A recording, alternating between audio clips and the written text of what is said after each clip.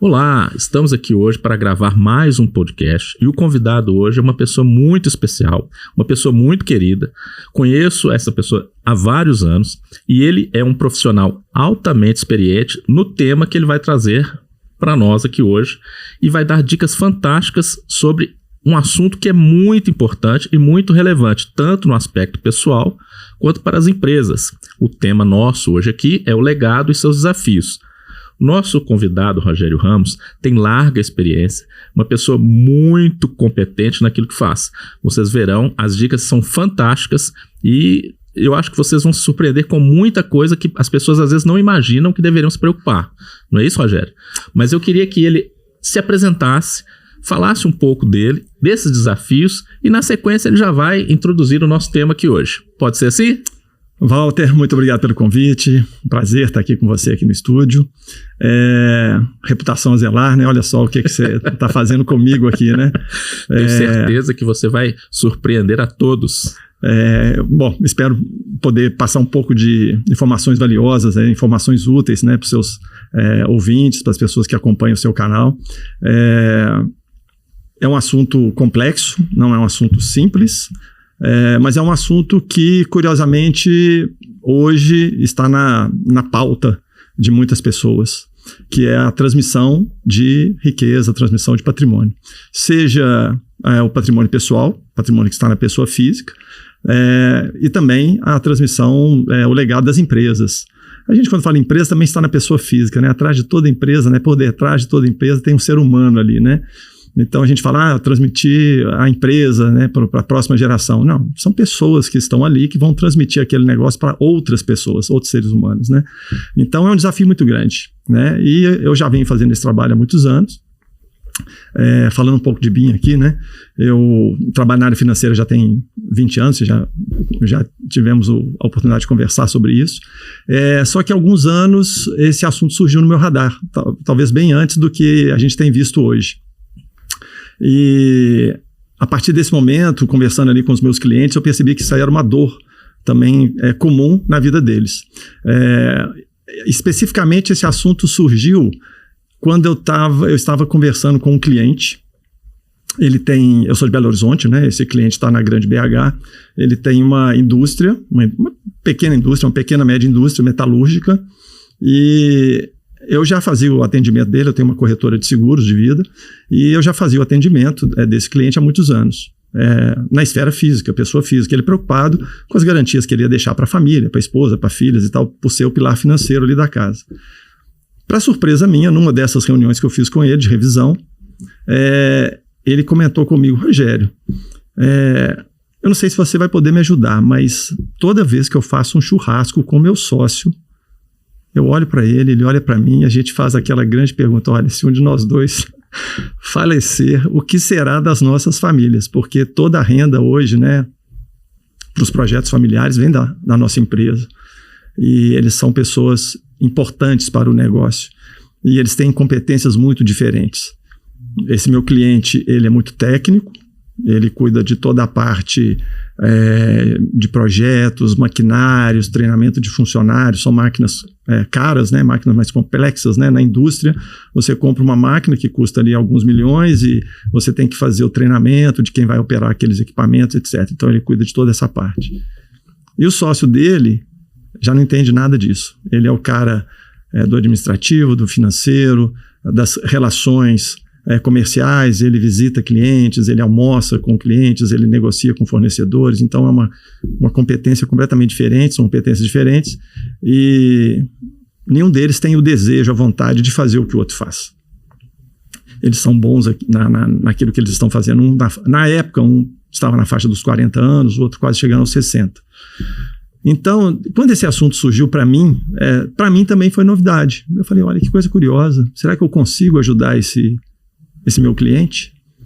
E aí eu percebi que sim, daria para ajudá-lo da seguinte maneira. A grande preocupação dele era o falecimento, né? Como que a empresa seguiria na falta de um dos dois. Isso leva primeiro a uma pergunta: a empresa vai ter continuidade? Aqueles fundadores, né, ou sócios, eles são substituíveis? Tem empresas, para algumas empresas, essa substituição é bem mais difícil. Dando um exemplo, uma empresa de tecnologia, que hoje um dos fundadores é o capital intelectual ali, ele é o Steve Jobs ali da empresa, ele inventa, ele é o criativo, ele vê as tendências, ele sabe a fundo de programação. Então, quando essa pessoa falece, dificilmente a empresa segue porque o DNA está todo ali. É difícil continuar um negócio dessa forma. Eu vejo algo parecido muito também nas empresas de marketing.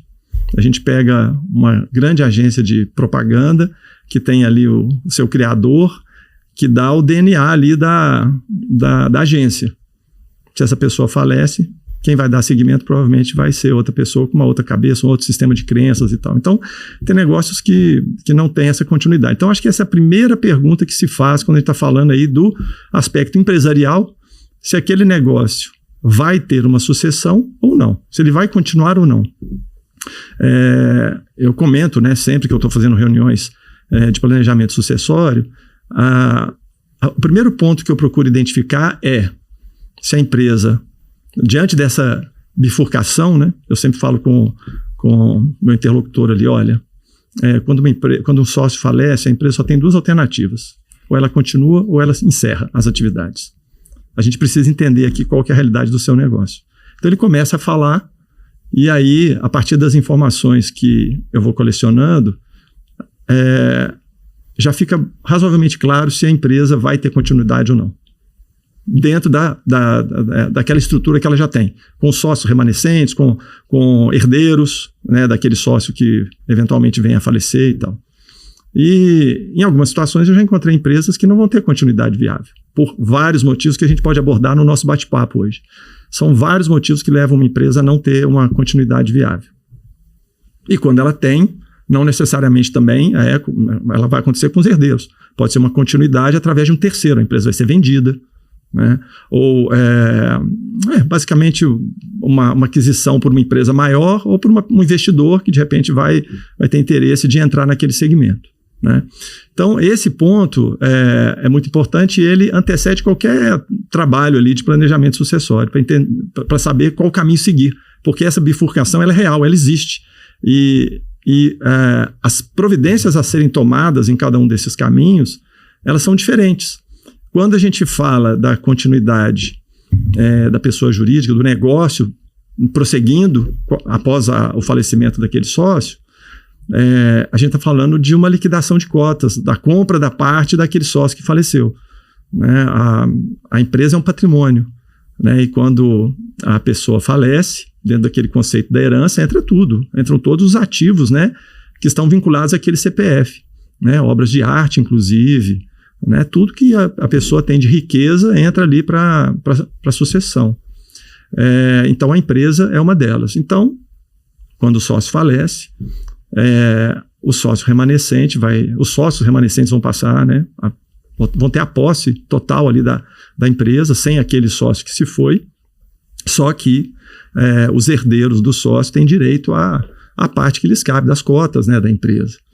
Então, o que eu percebo, o que eu vi, né, o que eu venho percebendo aí, conversando e trabalhando esse assunto com as empresas ao longo dos anos, é que a maioria das empresas não tem liquidez suficiente para compra dessas cotas.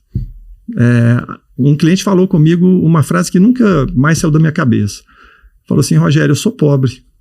Quem é rico é a minha empresa. Eu no CPF eu não sou uma pessoa rica. Quem é rico é a minha empresa. Então, isso fica muito evidente porque muitas vezes o empresário tem uma empresa de alto valor de mercado, mas aquela empresa exige muito reinvestimento, o dinheiro está todo dentro da operação, aquele empresário faz uma retirada boa, é uma pessoa bem-sucedida, mas nem de longe o que ele conseguiu acumular é suficiente para comprar as cotas da empresa, né? Então, daquele sócio que faleceu. Então, esse é um grande entrave. Então, nesse caso lá atrás, né, voltando ao ponto de partida, conversando com esse meu cliente, eu percebi que a preocupação dele era a liquidez, né? Como fazer, porque a empresa não teria continuidade, né? Então, no outro aspecto, quando a empresa não tem continuidade, o que precisa ser feito? A empresa precisa ser encerrada de uma forma correta, de uma forma digna, como acontece com todas as despesas que se tem, ou que aquela pessoa tem no plano, na pessoa física, né? Uma pessoa, quando falece, você resolve ali uma série de questões relacionadas ali à pessoa física dela, né?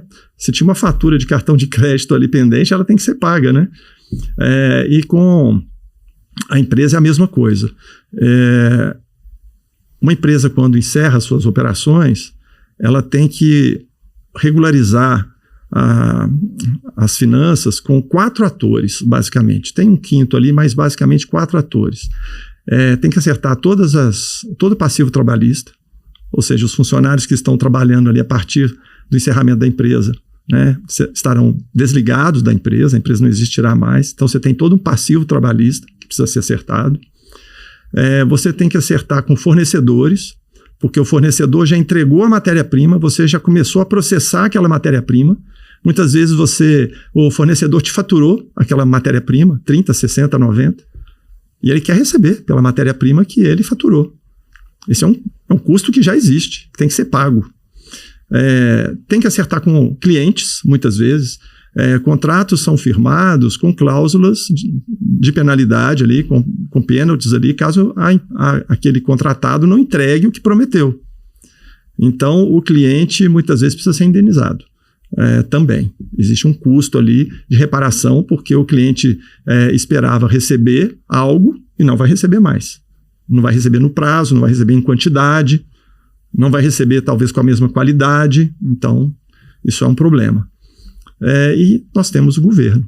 Eu deixei para o final para ficar na memória de todo mundo, né? Porque o que a gente fala por último, a pessoa lembra mais fácil. Então, uma empresa hoje, qualquer empresa hoje já tem dívidas contraídas, né, dos impostos, dos tributos, né, impostos e tributos aí, os municipais, estaduais e federais, que terão que ser pagos também.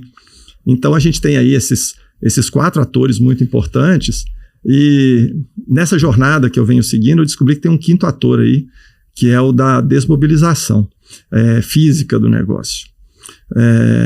Eu tenho um cliente que ele tem 2 andares alugados, a empresa dele roda num espaço bem robusto e ele tem 400 funcionários. E esses espaços são alugados, não são próprios.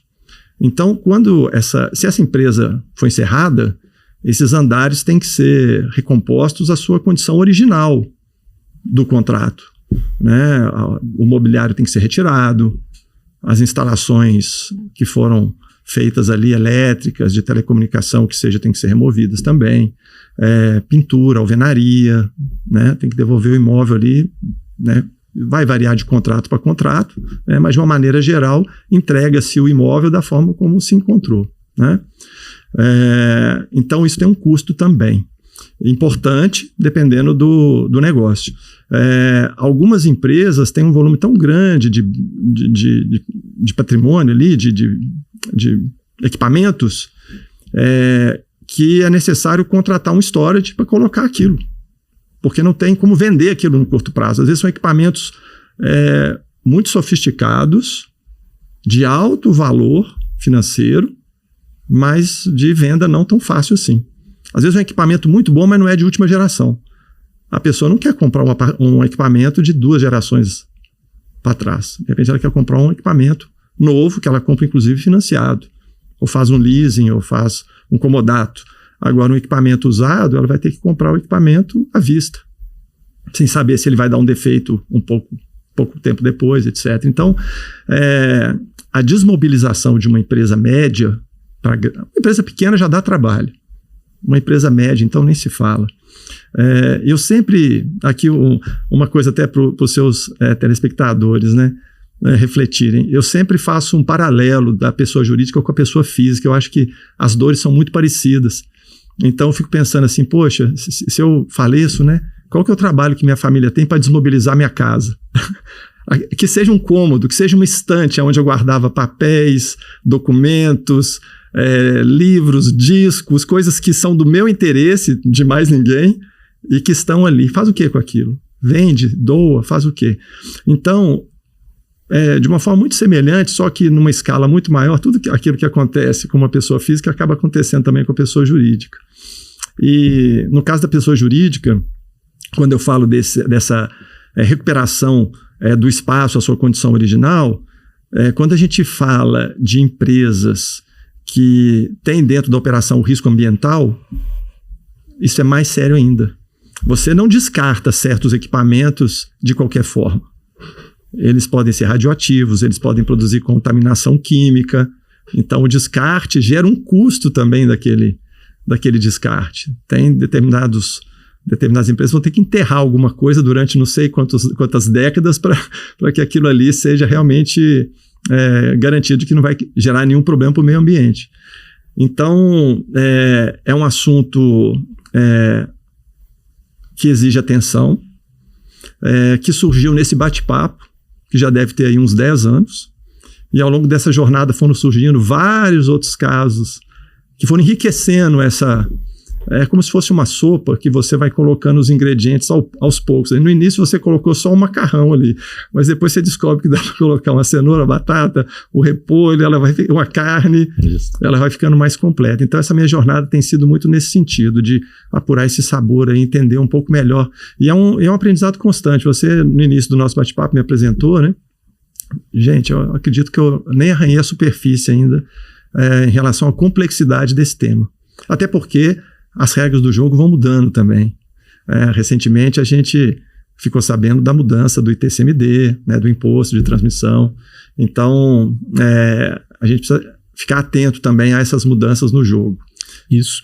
E justamente essas mudanças, essas alterações no entorno da vida da empresa, digamos assim, né? Quer dizer, a empresa está ali no seu dia a dia, trabalhando, faturando, capturando clientes e tal, cumprindo suas obrigações. Mas, como você bem lembrou, essa empresa, muitas das vezes, a depender dos ramos de atividade que ela desenvolve, elas estão muito dependentes daquelas pessoas que estão na liderança da empresa, dos donos da empresa, às vezes, né? E na ausência desse elemento, a empresa, então, perde muito da sua característica, perde da sua competitividade. E o que eu acho muito interessante nesse trabalho, quando nós conversamos, você me falou sobre essas abordagens todas, é justamente essa falta que as pessoas têm de conhecimento com relação a essas preocupações. É claro que vamos dar um desconto aqui para as pessoas e para os empresários, principalmente os empresários, porque as preocupações do dia a dia já são inúmeras, não é? E tomam quase que todo o tempo da vida das pessoas, não só no ambiente de trabalho, mas muitas vezes fora dele, né? Mas eu achei assim, essa coisa extremamente importante, principalmente pelo aspecto, quando você bem observou, da preservação daquilo que vai ser transmitido, né? E da solução que você tem para esse tipo de problema, né?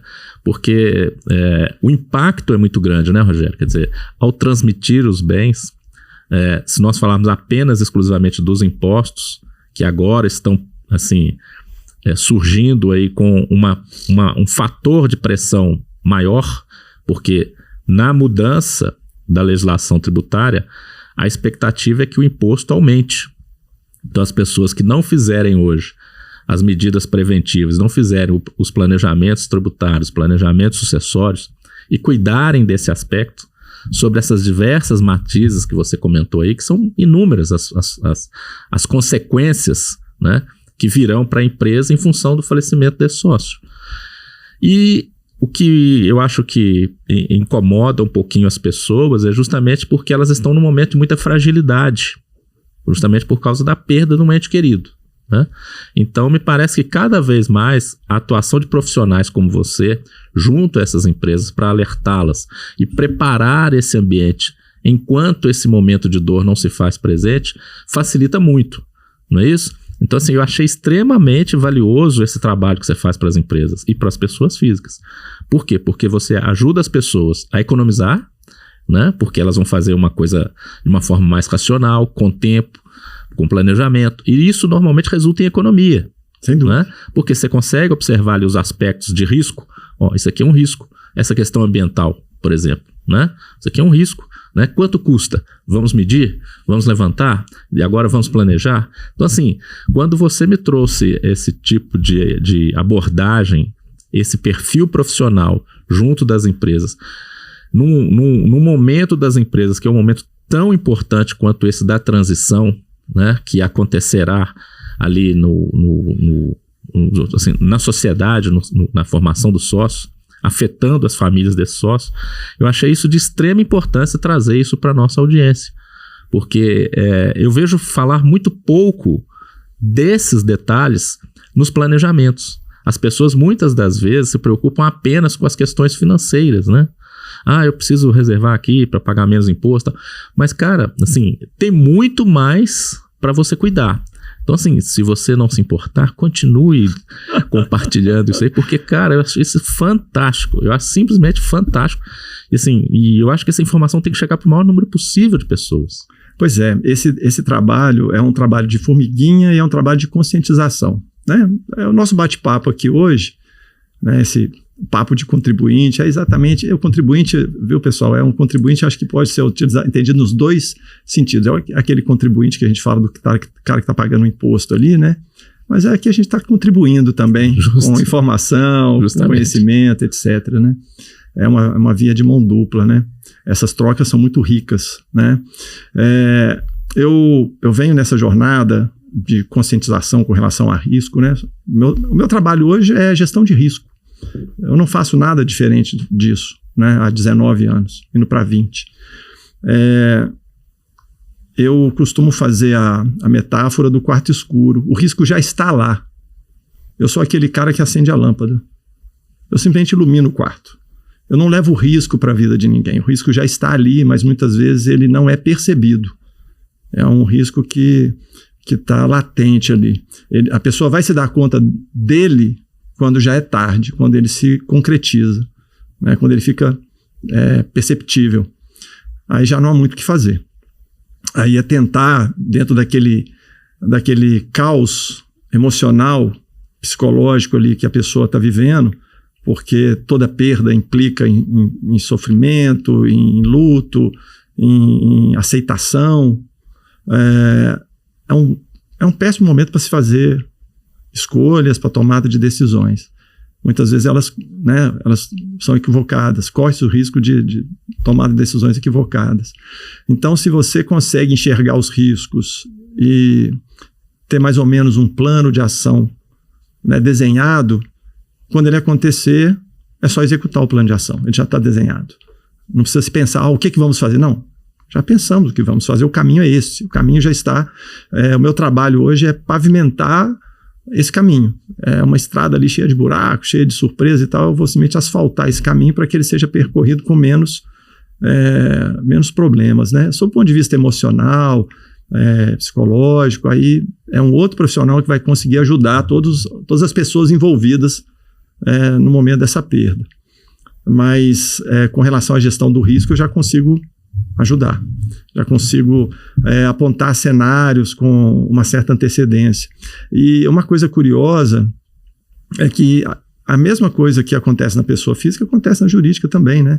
Na pessoa física, as dificuldades são as mesmas, né? Eu gosto sempre de trazer para esse ambiente, como eu falei, da pessoa física, porque quando eu reduzo a escala, fica mais fácil de entender, né? Eu já paguei já gerei liquidez, já paguei muitos benefícios aí para pessoas que faleceram, para famílias de pessoas que faleceram, e a dificuldade é muito grande de manter o dia a dia, de manter os compromissos em ordem. Eu perdi um cliente em dezembro de um ano, há muitos anos atrás, ele faleceu em dezembro. Não tem ano bom, não tem mês bom para falecer, mas não faleça em dezembro, é péssimo.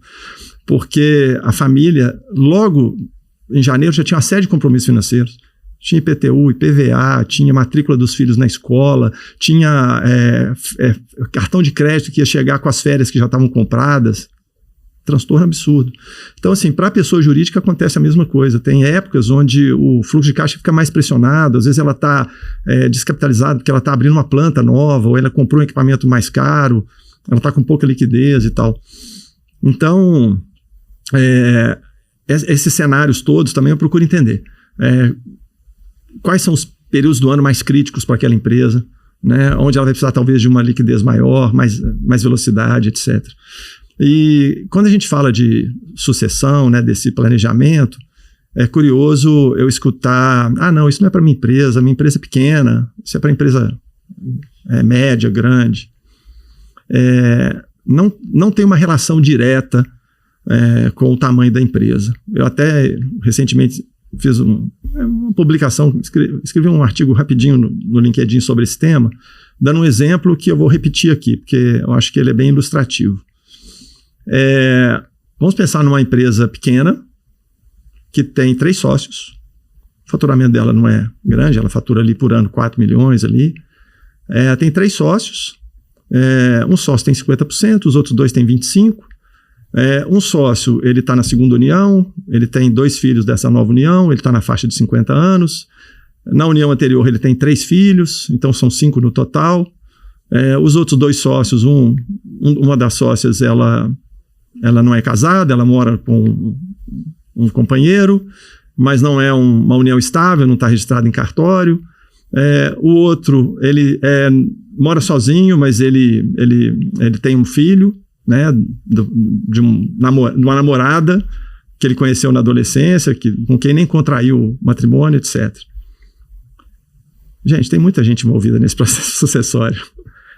Tem muitos interesses ali. Quando você vai contar o número de pessoas envolvidas, passa de 10 pessoas envolvidas nesse processo. Sendo que os familiares desses sócios não estão no negócio, nunca trabalharam com o negócio, não tem nenhum conhecimento técnico, nem de administração, nem nada. Então, a continuidade dessa empresa vai ser bem difícil. Tanto do ponto de vista financeiro, liquidação de cotas, etc., quanto também encontrar um sucessor ali, uma pessoa que vai sentar na cadeira daquele que faleceu para continuar. E o que eu escuto muito, tá? Olha, sociedade já dá problema entre 2 amigos que se conheceram e tinham um projeto em comum e depois de anos já nem frequentam mais as mesmas festas. Poxa, você ter como sócio o familiar daquele seu sócio que faleceu, poxa, já estava difícil com ele, imagina com os familiares dele. Então, esse é um aspecto. Então, deu exemplo aí de uma empresa pequena que, numa primeira leitura minha, processo sucessório, continuidade complexa. Agora vamos para outro caso. Uma empresa que está faturando 100 milhões por ano, um único dono, que está hoje na casa dos 60 anos, só que o filho, que está com 35, 40 anos, já trabalha, já tem um cargo dentro da empresa desde que ele tinha 20 e poucos. Ele se formou em administração, tem várias especializações, tem experiência internacional. O pai falou, olha, antes de trabalhar aqui você vai ter uma experiência numa empresa do mesmo ramo.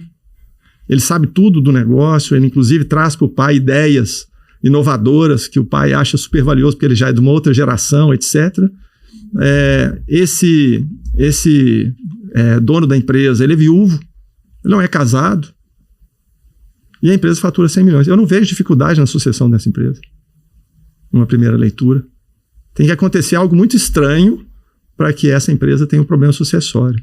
Então, não tem relação direta com o tamanho da empresa. Tem uma relação direta com a quantidade de pessoas envolvidas na sucessão daquele negócio. Eu costumo dizer que o ser humano é muito desafiador. Você colocou R$10 em cima da mesa, em algumas situações você tem que entregar uma faca para cada um, apagar, fechar a porta e esperar para ver quem sobrevive. Então, é muito complexo e eu procuro entender, né, um olhar assim, usando uma palavra meio da moda também, mais holístico, assim, né, um olhar mais 360 graus desse cenário todo, para ver até que ponto eu posso ajudar. E detalhe, né, que fique claro aqui também que eu não vou resolver tudo, né? É impossível uma pessoa só cobrir todos os aspectos desse planejamento, porque esse é um assunto multidisciplinar.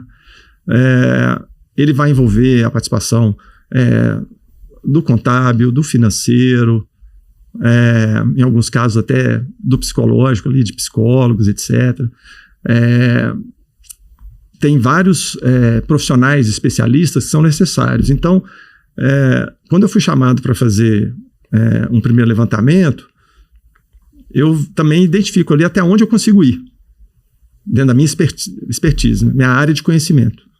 E o que precisa ser agregado, né, por essa empresa para que esse planejamento tenha robustez. Senão fica uma coisa muito improvisada, muito falha, que lá na frente cuidou-se de um flanco, mas o outro ali ficou totalmente sem ser trabalhado, e as disputas aconteceram ali.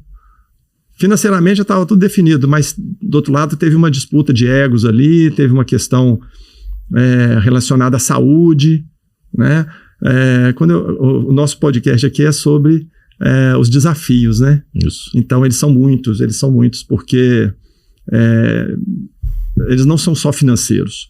Então, como eu estava comentando agora há pouco, esse nosso bate-papo, procurando levar conhecimento, é para expandir o horizonte.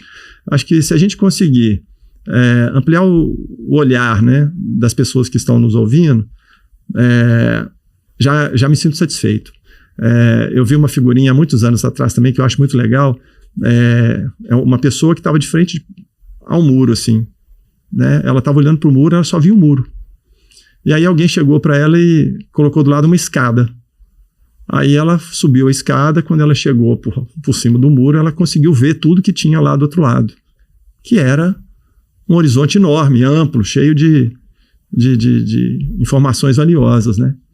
Então, o meu trabalho é simplesmente encostar essa escada ali perto do muro, para que a pessoa consiga ver o grande quadro, né? Porque ela não fique focada só no aspecto, eu preciso economizar em impostos.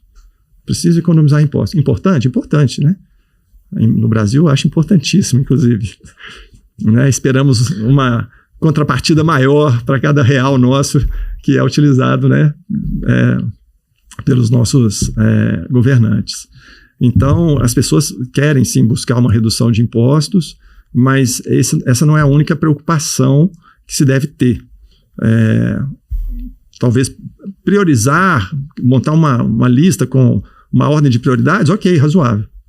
Mas também fazer uma lista com um único item não faz muito sentido no entendimento. Eu, justamente retornando aqui, dando mais ênfase, eu acho extremamente importante divulgar esse tipo de informação.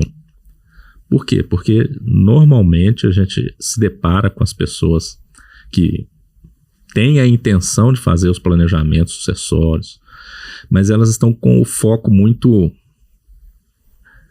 Como diz outra, o foco já quer dizer que está bem reduzido, né? Então, assim, elas têm foco apenas na questão financeira ali dos tributos. Como que eu vou conseguir transferir pagando menos? Né? E, eventualmente, não é o tributo a prioridade, porque isso pode ser que não seja o mais crítico, né? Então, eu acho extremamente importante e também essa questão, como você abordou, é um trabalho multidisciplinar, né? Então, assim, deixar a cargo de um único especialista cuidar de toda a complexidade que está envolvendo o tema é um risco, na minha opinião. Então, acho que você tem que realmente contar com profissionais de diversas áreas que vão abordar os diversos aspectos e tentar vislumbrar os desafios nas suas mais diversas frentes, né? E você já vivenciou muitos desafios ao longo dessa carreira. Mas, assim, eu queria que você tratasse um pouquinho aqui para o pessoal soluções, o que normalmente as pessoas têm de soluções, como que elas podem ser implementadas, e assim, não se desesperem, né? O cenário, embora possa parecer um cenário impossível, né? Ele é apenas desafiador, né? Mas esses desafios podem ser superados com planejamento. Não é isso?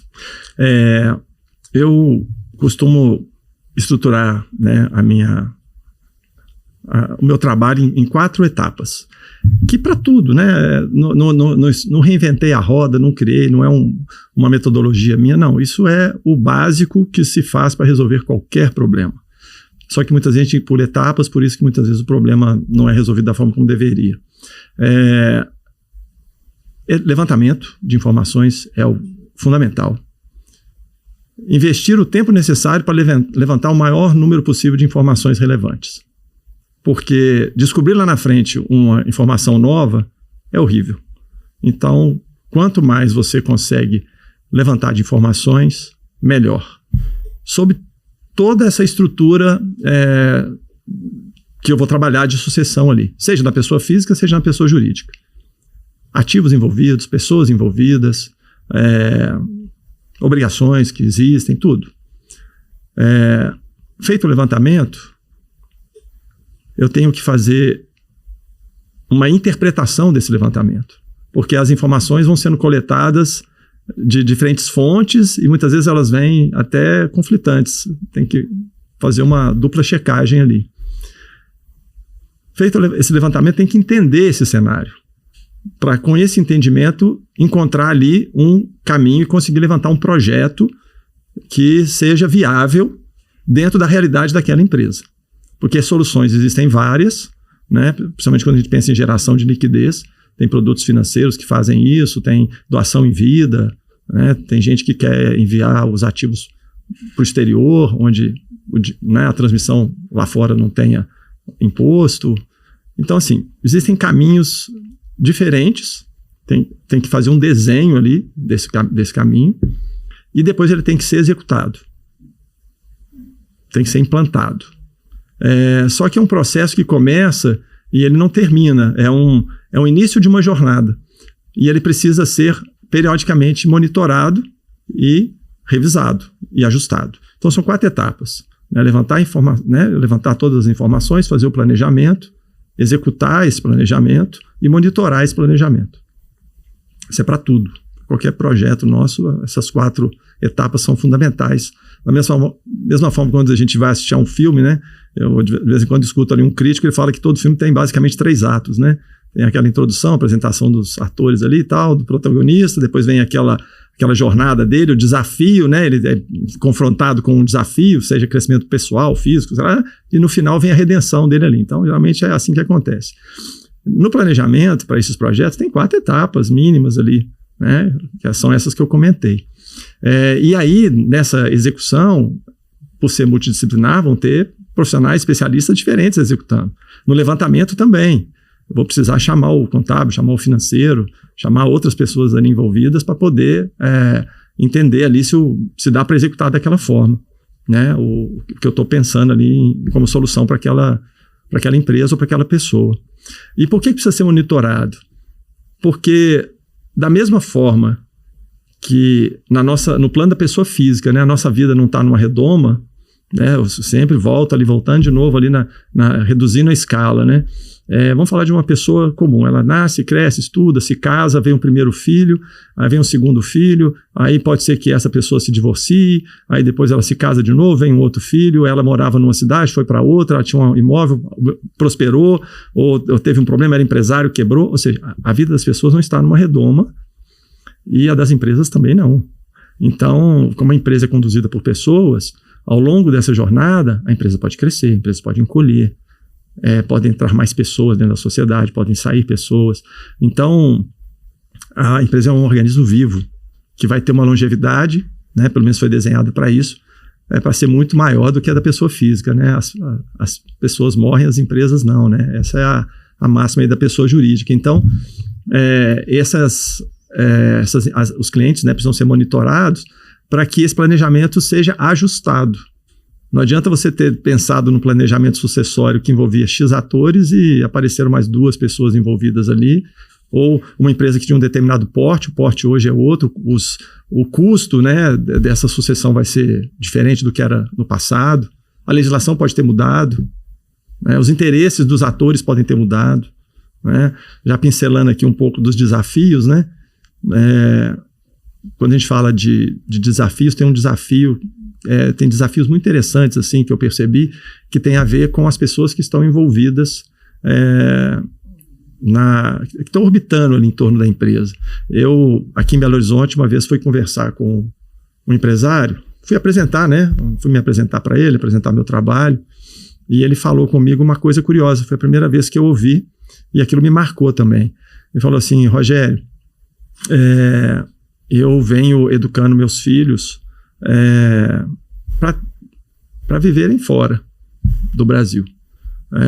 Eu quero que eles sejam cidadãos do mundo, eu não quero que eles fiquem presos aqui a Belo Horizonte como eu fiquei a minha vida toda e tal. Então eu não quero que eles deem continuidade. Ele não quer. Ele pode ser até que um filho tenha implorado para ele, pai, deixa eu... eu gosto, eu quero. Ele não quer isso. É uma decisão dele. Então, o caminho dele vai ser uma desmobilização, uma venda da empresa. Ou ele vai fechar ou vai vender. Provavelmente vai vender porque é uma empresa que já tem um apelo maior. É comércio, então é uma empresa que tem um apelo maior de venda. E no extremo oposto, essa foi o oposto, foi muito interessante também. Eu conversando com um empresário, ele falou, só tem um filho, e ele falou comigo que não tinha sucessor, porque o filho detesta o negócio. O filho... Agora, o detalhe é que o filho não gosta do negócio, não é por causa do negócio em si. O filho não gosta do negócio porque o negócio privou a ele da convivência com o pai. Ou seja, o pai, ao se dedicar durante tantos anos para a construção daquele negócio, que ele pensou em fazer com a melhor das intenções, de produzir, proporcionar conforto e boa qualidade de vida para a família e virar, né, um legado que pudesse continuar, né, com o seu filho dali para frente. Só que isso custou um preço muito alto na cabeça do filho, que foi, durante a sua infância e adolescência, não ter a convivência com o pai, eles se tornaram pessoas distantes. E o filho dele não quer isso para o filho dele. Ele falou, não, eu não quero para o meu filho aquilo que aconteceu comigo. Então, eu não quero nem chegar perto de ter uma empresa. Ele hoje é uma pessoa que trabalha para alguém, ele não quer ser empresário. Por causa dos desafios que ser empresário impõe, né? Então, esses cenários, assim, à medida que eu vou conversando e fazendo perguntas, percebendo, às vezes, uns sinais sutis ali, no tom de voz, no jeito de falar.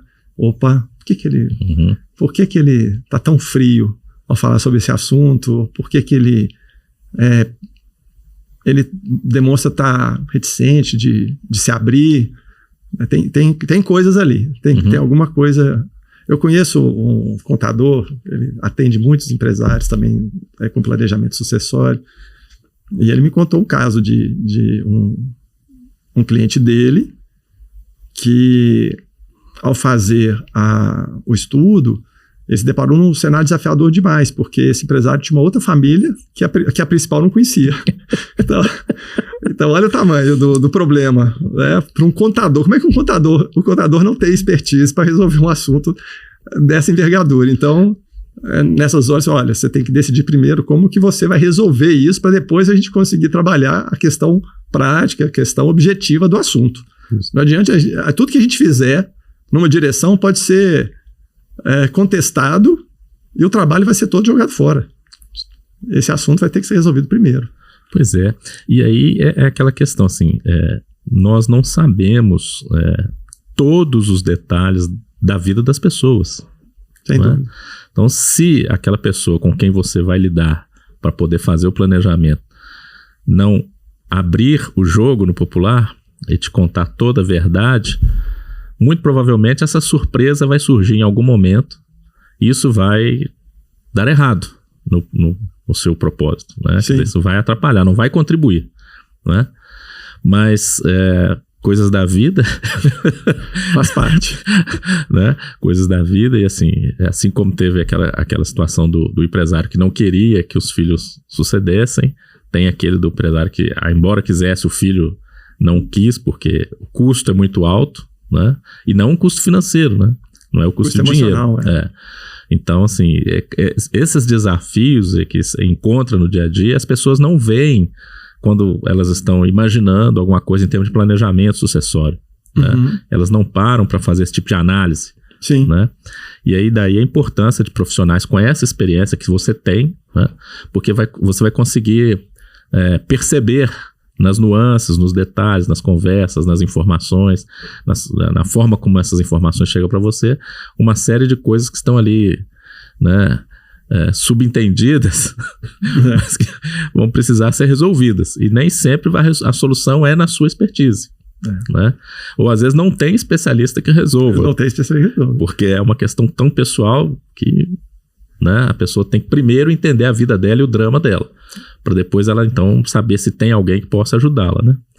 Mas, Rogério, assim, eu gostaria que você pudesse dar, assim, ideias dentro do seu trabalho, de produtos que eventualmente você apresenta para as pessoas que especificamente tendem a minimizar essa diminuição do patrimônio, né? Que é transferido, né? Porque nós comentamos antes, você me falou, e eu achei muito interessante as soluções que existem, né? Para as pessoas eventualmente, naquele momento que tem que suportar uma carga, um custo financeiro, muitas das vezes, né? Naquele processo, não sabendo se preparar para esse momento, um patrimônio às vezes enorme, digamos assim, embora isso não seja vinculação para esse tipo de trabalho, né? Não é o tamanho do patrimônio, né? Mas às vezes assim, o patrimônio enorme tende a sofrer uma perda maior, né? Por quê? Porque se você incide 10%, digamos assim, numa transferência de patrimônio, um custo geral, digamos assim, é 10%, é 20%, 40%, bom, depende, mas se for 10% de 1 milhão, é muito maior que 10% de 100 mil, né? Em termos do que vai deixar de ser transferido, né? Embora a proporção seja a mesma. Você poderia trazer alguma coisa em termos de que soluções normalmente as pessoas podem insights aí para a gente fornecer, sim, nesse aspecto, porque o trabalho que eu faço, ele é um trabalho que busca trazer um complemento, quando a gente está falando da parte financeira especificamente, trazer uma complementação junto a outras soluções que podem ser adotadas, até porque a solução que eu implemento, ou, né, o caminho que eu tenho domínio, ele não funciona para todo mundo, é fato. Né? Eu tenho uma corretora de seguros de vida há muitos anos, né? Minha corretora foi fundada em 2007, então a corretora já tem 17 anos. E o brasileiro, de uma forma geral, ele desconhece os detalhes dos seguros de vida. O seguro de vida na cabeça da grande maioria dos brasileiros é aquele produto que, se você tiver um filho, ou um dependente, né, uma família ali que dependa da sua renda, você vai contratar o seguro para isso.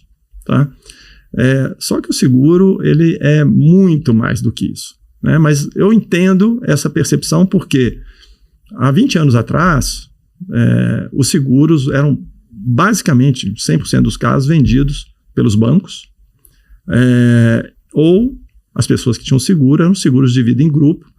Aquela empresa oferecia um seguro, né, para os funcionários, muitas vezes até por força de acordo coletivo. Era obrigatório ter construção civil, tem que ter um seguro ali, né, que proteja até a própria empresa ali se acontecer alguma coisa com o funcionário durante o período que ela está ali à disposição da empresa. Então, de uma forma geral, há 20, 25 anos atrás, os seguros eram conhecidos através ou da empresa ou através do canal bancário. Quais eram os problemas aí nesses dois caminhos? Primeiro, seguro empresa, se você fizer uma pergunta para 50 colaboradores, quanto que ele tem de capital segurado e o que o seguro da empresa dele cobre, eu arriscaria dizer que ninguém vai saber a resposta. Não vai saber a resposta. Só se, curiosamente, ele tiver feito uma consulta ao RH no dia anterior.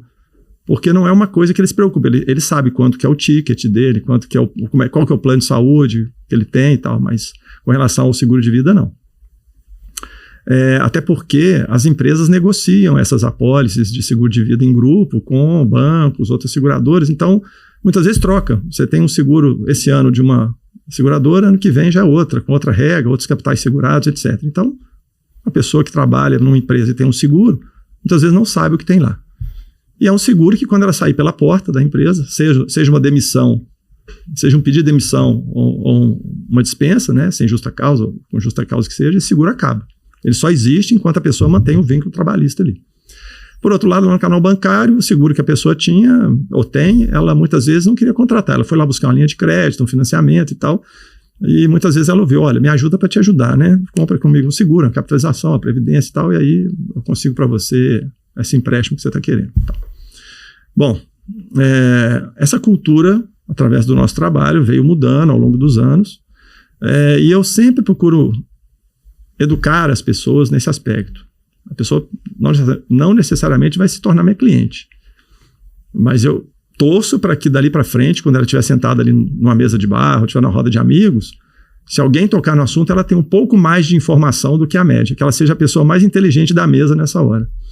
Porque o seguro de vida nada mais é do que uma transferência de risco. Quando a gente faz o seguro de carro, estamos transferindo o risco do nosso carro para uma seguradora. Se o carro for roubado, se tiver uma perda total, esse risco não é do dono do carro. Esse risco é da seguradora. A seguradora vai emitir um cheque, hoje não, fazer um Pix, né, fazer uma TED lá, vai colocar o dinheiro na conta, né, do segurado, e com esse dinheiro ele vai comprar um carro parecido com o que ele tinha. Então, ele não perdeu o carro. O carro mudou, é outro, não é aquele que ele tinha, mas ele é equivalente. Então, ele preservou o patrimônio dele exatamente do jeito que ele estava. Ou seja, o seguro do carro é uma ferramenta de proteção patrimonial. Porque a pessoa que não faz o seguro de carro, ela pode descobrir que amanhã o patrimônio dela encolheu em X mil reais, onde X mil reais é o valor do carro que ela tinha. Ela gastou horas da vida dela trabalhando, acumulando para comprar aquele carro. Se o carro vai embora, ela jogou todo esse esforço fora. Tá? Então, o seguro de vida, o seguro do carro, quando ela faz, ela transferiu o risco da perda desse carro para uma seguradora. Ela vai ter uma pequena perda mensal ou anual, mas é melhor ter essa pequena perda, que ela consegue suportar, do que ter uma grande perda de uma hora para outra.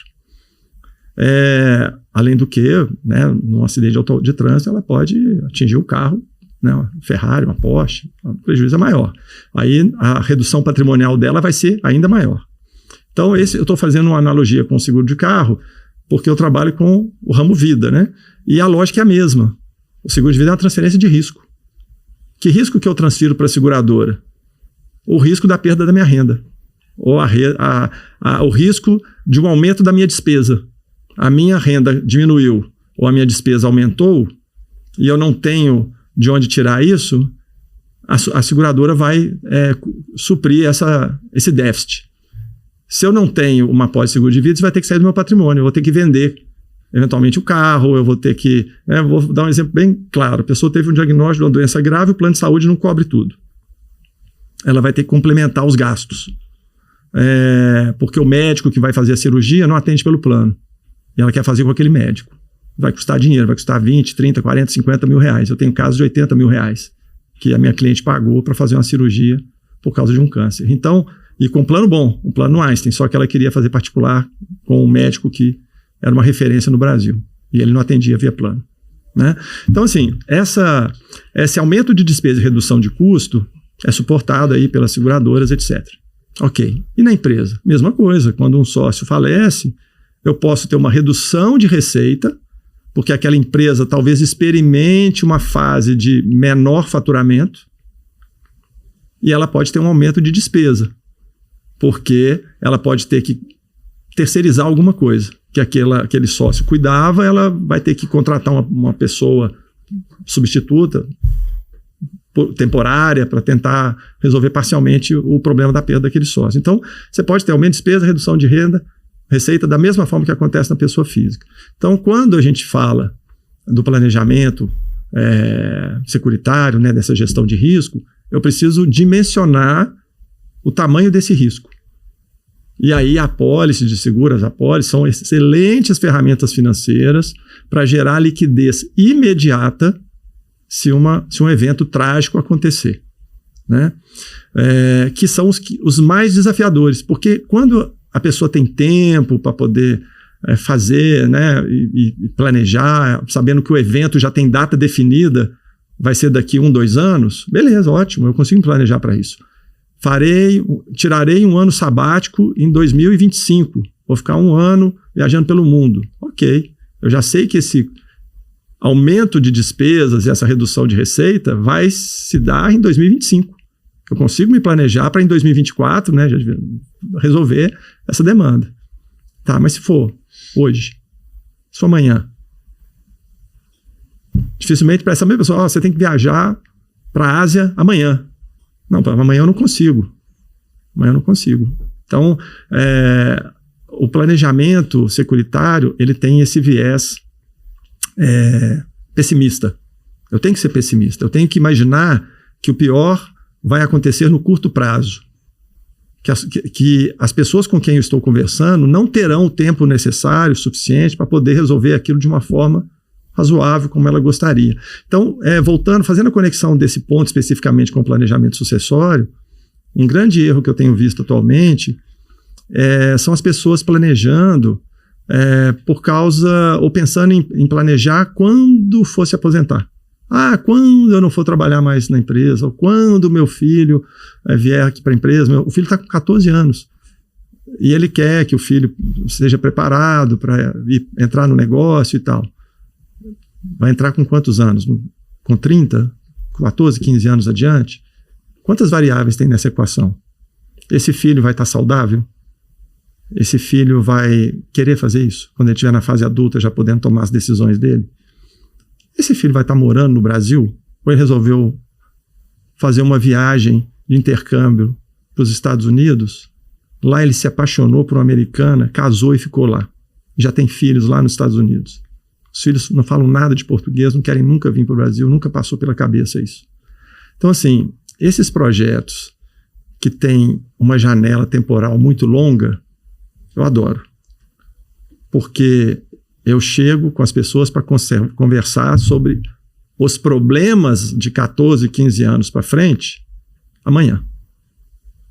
Eu trago para valor presente o problema que ele vai ter lá no futuro. Vai custar isso, valor presente vai custar quanto? Isso amanhã. Uhum. Então, dentro dessa ótica, eu já quebrei a cabeça tentando olhar outras alternativas, mas o melhor produto financeiro de geração de liquidez no curto prazo continua sendo o seguro de vida. Sem dúvida alguma. Para esses casos de geração de liquidez, tanto para a pessoa física transmitir patrimônio, quanto na pessoa jurídica suceder o negócio. Dar continuidade ao negócio ou desmobilizar o negócio. Isso. Tá? Então, assim, se eu entendo bem, né, o que você disse, eu posso imaginar, por exemplo, a seguinte situação. A pessoa física faleceu, ela tinha um seguro de vida, ou no primeiro cenário, e no segundo cenário ela não tem o seguro de vida, né? Então, no primeiro cenário, com o falecimento dessa pessoa que tinha o seguro de vida, esse valor que estava lá estabelecido para receber, a família irá receber, não é isso? Então, quer dizer, ótimo, essa família então recebeu um valor em dinheiro, né? E esse valor em dinheiro pode ser utilizado, por exemplo, para custear a transmissão dos bens. Exato. Não é? Ou seja, e outras coisas. Eu não vou, por exemplo, tirar dinheiro do bolso para pagar as despesas do funeral, se for o caso, para pagar o custo do inventário, né? Para pagar o imposto. Os profissionais envolvidos, advogados, que é um custo que não é barato, digamos assim. Não é? E, por outro lado, aquele que não tem, eventualmente a família se verá em uma situação mais difícil, digamos assim, financeiramente. Por quê? Porque ela pode ter que recorrer à venda de um imóvel para poder custear isso mesmo, né? Só que nesse momento de dificuldade, aquele imóvel que ela poderia vender de forma planejada e organizada, dentro do valor exato, real, justo, ela eventualmente vai vender num valor menor, porque ela tem uma necessidade premente, urgente, né, de fazer aquele dinheiro, de levantar aquele dinheiro para cobrir essas despesas todas que ela não tendo seguro, infelizmente é ela que vai ter que tirar do bolso. Sim. É mais ou menos isso mesmo? Entendi certinho? Entendeu certinho e tem vários aspectos aí importantes, né? Isso que você está falando é justamente a venda por oportunidade e a venda por necessidade. Uma coisa é eu decidir vender o meu imóvel por oportunidade. Eu decidi vender, mudar para um outro endereço e eu vou esperar um comprador aparecer me pagando um preço justo pelo meu imóvel. A outra coisa é vender por necessidade. Aí eu vou estar pressionado pelo fluxo de caixa e eu vou fazer um deságio ali. Eu vou tirar 20%, 30%, 40%, 50% para vender aquele bem. Seja um carro, seja um terreno, seja uma casa de campo, não um bem de moradia, que geralmente é o último. Então, quando uma pessoa falece, geralmente os ativos, as soluções são 3. E são utilizados geralmente nessa sequência. O primeiro que sofre são os ativos líquidos, porque eles estão à disposição, então a pessoa vai resgatar as aplicações financeiras, até mesmo bolsa de valor, não interessa se está na baixa, vai resgatar. Não interessa se a ação ela está descendo, não está um momento bom, ela investiu e com a perspectiva de vai resgatar tudo, porque tem liquidez. Embora tenha ativos financeiros com D180, D360, você tem ativos lá na frente. Tem ativos que o fundo está fechado, não consegue nem tirar, porque o fundo não dá nem para movimentar, etc. O segundo que sofre são os ativos de alta liquidez, assim, mas bens de menor valor. É um automóvel, que você vai numa agência e vende, vai ter um deságio ali de 20%, mas ok, você vai entregar. A pessoa até já faz isso às vezes quando quer trocar de carro, né? Ela já entrega ali, já comprou, então já uma coisa que ela lida melhor com esse aspecto dos bens de menor valor. E por último vão as propriedades. Aí a casa, carro, e aí o tombo é enorme. Porque a menos que a pessoa dê muita sorte de ter um comprador interessado naquele imóvel, ele vai ter que tirar bastante no preço. Então, a gente está falando do patrimônio que é da pessoa que ela tem. Só que eu já conversei com pessoas que estão ainda no início da construção, da vida pessoal, que ela não tem patrimônio. Então, a questão ali não é nem gerar uma liquidez para a sucessão patrimonial, porque ela não tem. E nesse caso, olha que interessante, essa mesma sequência, ativos líquidos, bens de menor valor e propriedades, são os da família. É o do pai, é o do irmão. É a mesma sequência. O irmão, se tiver alguns ativos líquidos, vai emprestar uma grana. O pai ali, vendo o problema do filho, o filho do pai vai vender um automóvel e pode chegar num ponto também de ter que vender uma propriedade. Então, olha que coisa interessante. O risco financeiro daquela pessoa foi transferido para o patrimônio. Na falta do patrimônio, foi transferido para o patrimônio das pessoas que ela mais ama, que é pai, mãe, irmão. Os amigos não adianta que todos somem nessa hora, desaparecem, porque eles mal estão dando conta de cuidar da parte deles, então não dá para contar. E tirando a parte familiar, né, então, olha bem, que nem aquelas bonequinhas que tem uma dentro da outra, né? Então a gente tem os patrimônios da pessoa, na ausência, família, e na ausência de patrimônio familiar, assistencialismo. Aí são entidades não governamentais, é o próprio governo também, a pessoa tem que buscar uma assistência que, em último caso, é o que vai poder ajudá-la ali. Então, esse caminho é terrível. Então, eu já fiz várias reuniões e falei, olha, esse risco existe, ele está aí, e você já se cuida, você já tem uma preocupação com isso, que é o seguro do seu automóvel. Então, eu estou só expandindo essa preocupação de risco para outras coisas que são mais importantes do que o seu carro, que é você mesmo, sua família, sua propriedade, etc. Os ativos que você já construiu, que estão lá no banco e tal. Eu sei que você tem dinheiro no banco para comprar um carro igual ao que você tem, se o seu carro for roubado, mas você quer fazer isso? Não quer fazer, por isso que ele fez o seguro do carro. Então, ninguém quer usar ativos de investimento para cobrir risco. Não foi para isso que os ativos de investimento foram criados. Os ativos de investimento, eles têm um foco no longo prazo. É um processo de acumulação, de construção de riqueza, que a maioria das pessoas faz preocupada com a terceira idade, com a quarta idade. A pessoa vai ficar mais velha, sabe que não pode contar com o sistema previdenciário público, e ela fala, eu preciso ter uma riqueza suficiente para me manter a minha dignidade no padrão de vida que eu estou, porque eu também não quero andar para trás e, quando eu estiver mais velho, ter que viver numa condição pior do que a que eu estou hoje. Então, eu vou acumulando, vou construindo para poder, lá na frente, manter a minha qualidade de vida. Ok. Então, esse é um aspecto importante dos investimentos, que pressupõe que você vai ter tempo e dinheiro para construir esse montante que você vai precisar lá no futuro. Então, o foco do investimento está no futuro. Quando você traz o investimento para o presente, para o momento imediato, ele não funciona muito bem. Porque, às vezes, ele é pequeno, às vezes, ele é pouco líquido. Então, porque a pessoa investiu em imóveis, né? Investiu em eucalipto, está lá 1 ano, vai ter não sei quantos anos para crescer aquilo para poder colher e vender. Então, o seguro não, é o olhar oposto. O seguro, o investimento trabalha com o olhar do otimismo e de longo prazo. O seguro trabalha com o olhar do pessimismo e no curto prazo. São ferramentas complementares. São dois lados da mesma moeda. De um lado eu tenho proteção, do outro lado eu tenho segurança. Eu costumo fazer uma analogia com uma pessoa que caminha com 2 pernas. Ela investe, protege, investe, protege. Se uma pessoa vai só investindo, o que isso te lembra? Um Saci Pererê, né? Vai pulando ali, né? E a pessoa que só tem uma perna, se você bater nessa perna, o que acontece? Provavelmente ela vai cair ao chão.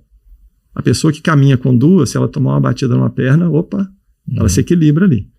Então, o seguro vai resolver todos os problemas de liquidez de curto prazo e os investimentos vão resolver problemas de liquidez, mas lá no longo prazo. Isso. São bem diferentes. E se a gente trouxesse essa dimensão para a questão empresarial, aí acho que a relevância ainda é maior ainda, né? Sim, porque tem mais vidas envolvidas.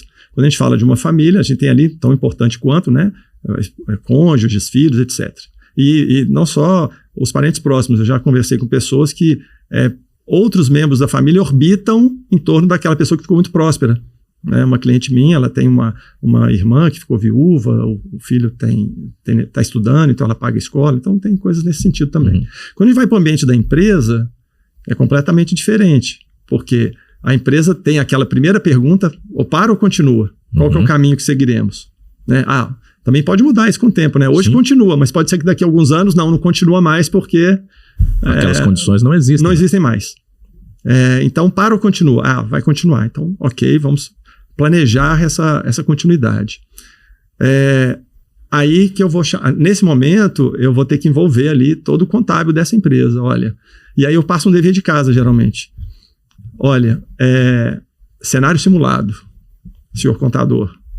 Eu quero que o senhor faça as contas como se o fulano tivesse falecido ontem. Hoje ele já não está mais aqui. Qual que é o saldo a pagar? Qual que é o valor da conta? Uhum. Quais são as obrigações da empresa? Uhum. Então, o primeiro número que eu vou ter é esse.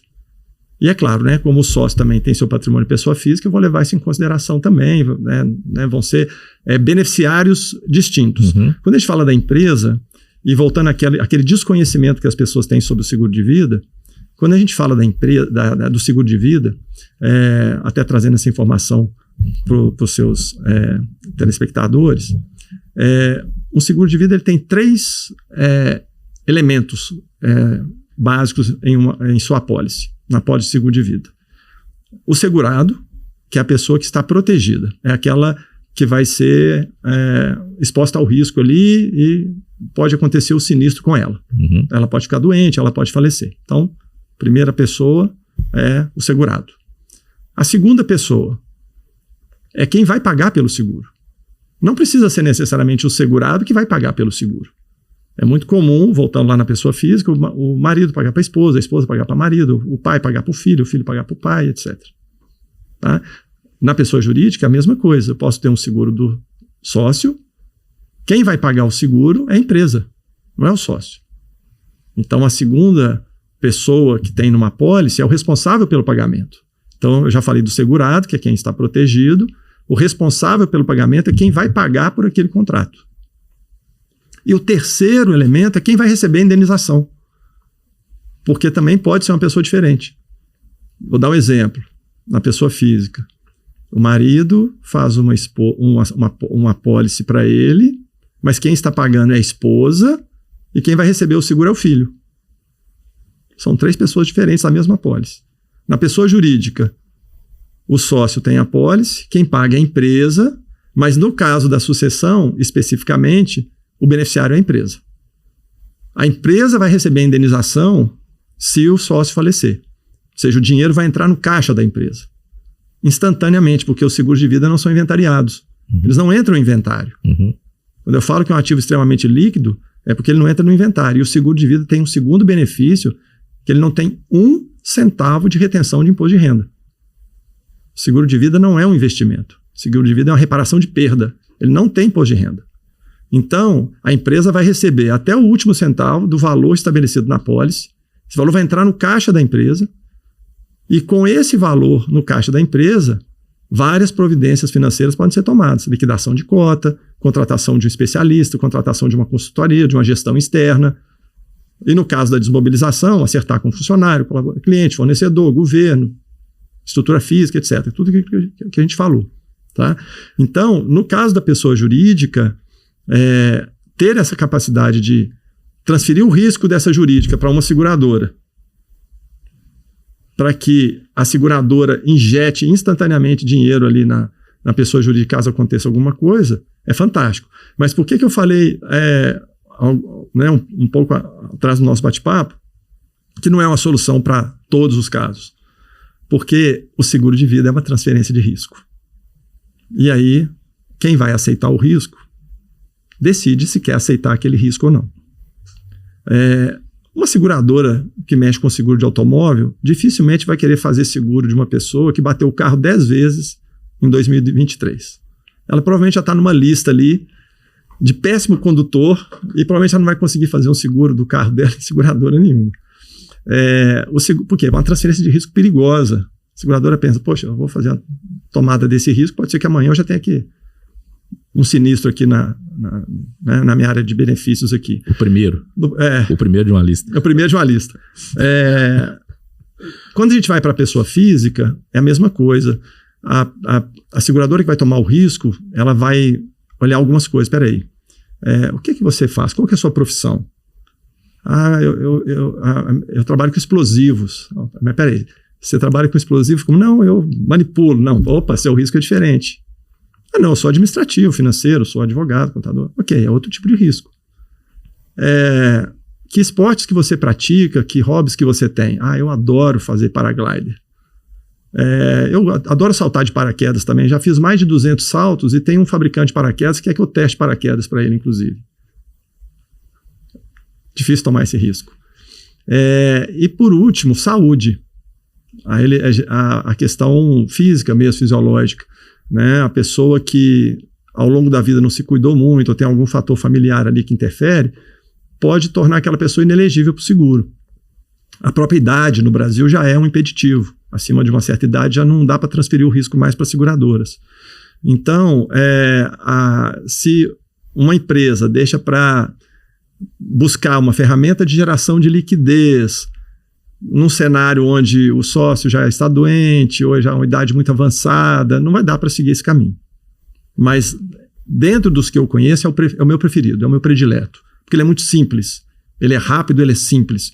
Ele vai exigir um dimensionamento financeiro, entendimento dos atores, o dimensionamento desses contratos para cada um dos atores envolvidos, porque se tem pessoas ali que vão impactar no negócio, elas precisam ter a pólice. E não são só os sócios, tá? Eu já tive que lidar com cenários onde existem o que a gente chama de pessoas-chave. São ali executivos ali dentro da organização que tem um papel fundamental de gestão ali e que se ela falecer, a empresa vai ter um problema. Eu tenho um cliente que ele tem uma empresa de tecnologia e tem 3 grandes vendedores que cada um é responsável por 1/3 do faturamento dele. Falou, Rogério, se eu perder um dos meus caras assim, de vendas, 1/3 do meu faturamento vai ficar comprometido. Não é o medo não era nem dele, era dos profissionais que ele tinha dentro da equipe, dentro da empresa. Então, esse planejamento de levantamento está na etapa do levantamento, entender ali quem são as pessoas, os custos envolvidos e tal.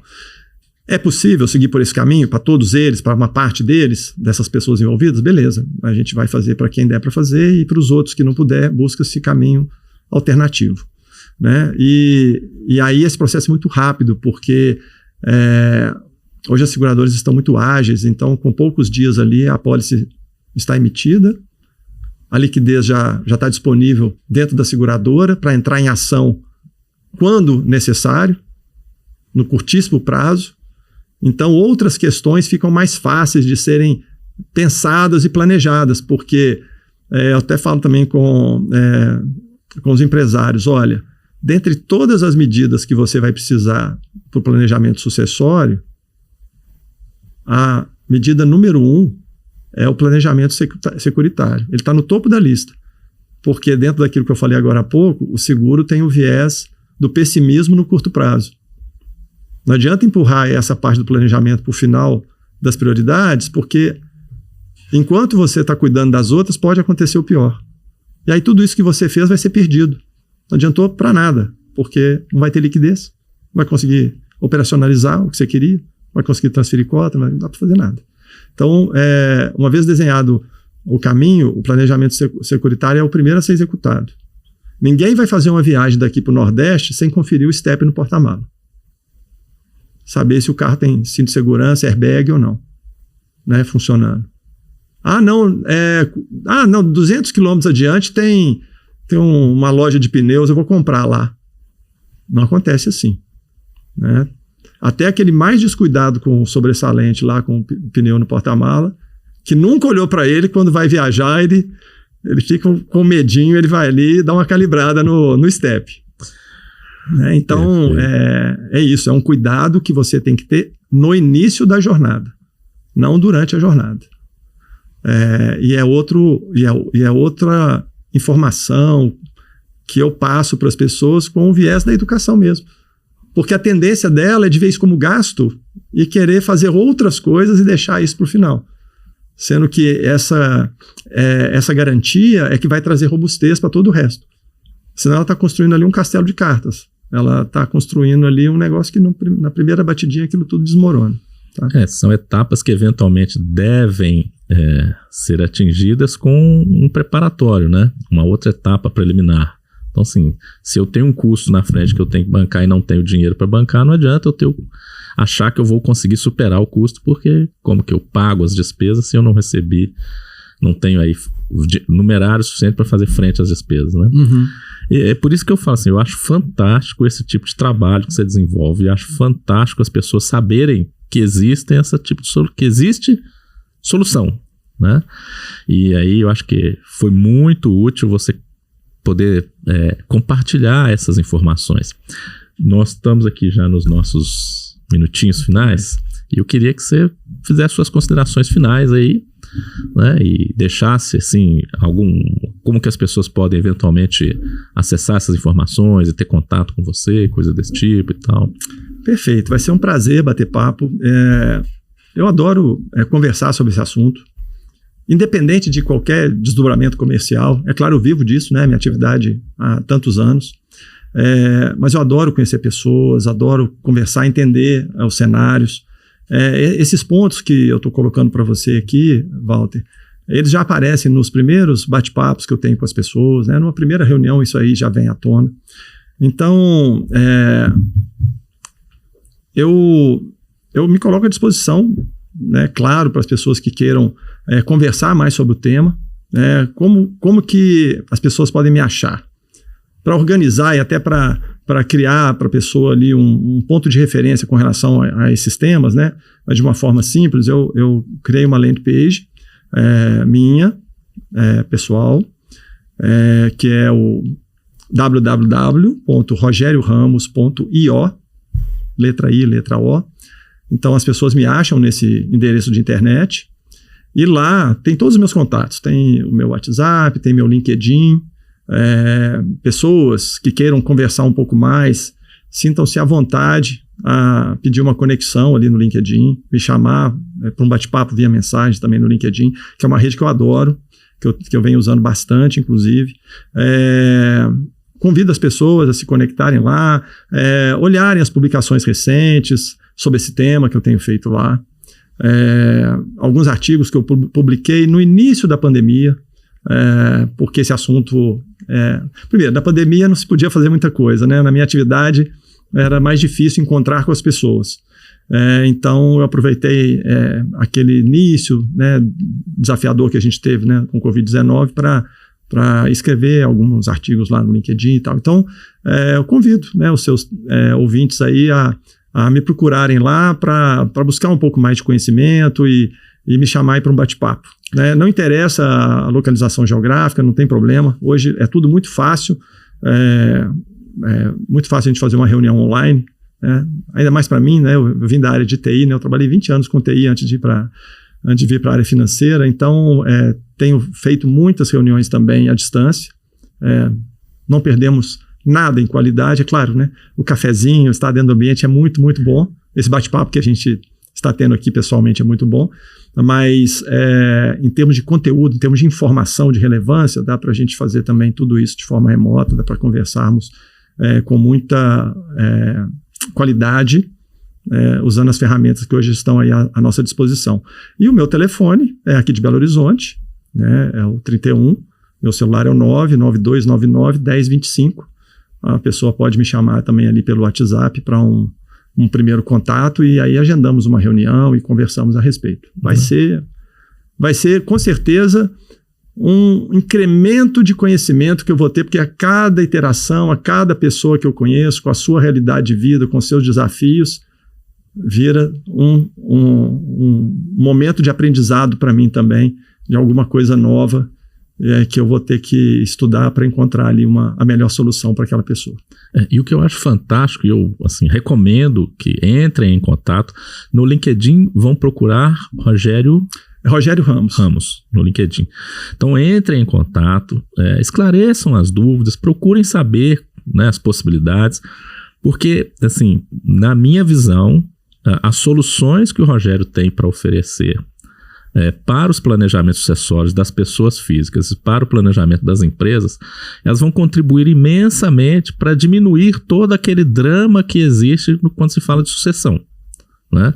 As pessoas às vezes têm uma certa dificuldade, eu não sei muito bem porquê, talvez isso seja cultural aqui entre nós brasileiros, e até no último podcast falávamos sobre testamento, e eu perguntava se a impressão que eu tinha da dificuldade que as pessoas tinham para poder fazer testamento era uma impressão só minha, mas a convidada também explicou que realmente as pessoas têm essa dificuldade de lidar com esses assuntos que elas consideram difíceis, indesejáveis, digamos assim.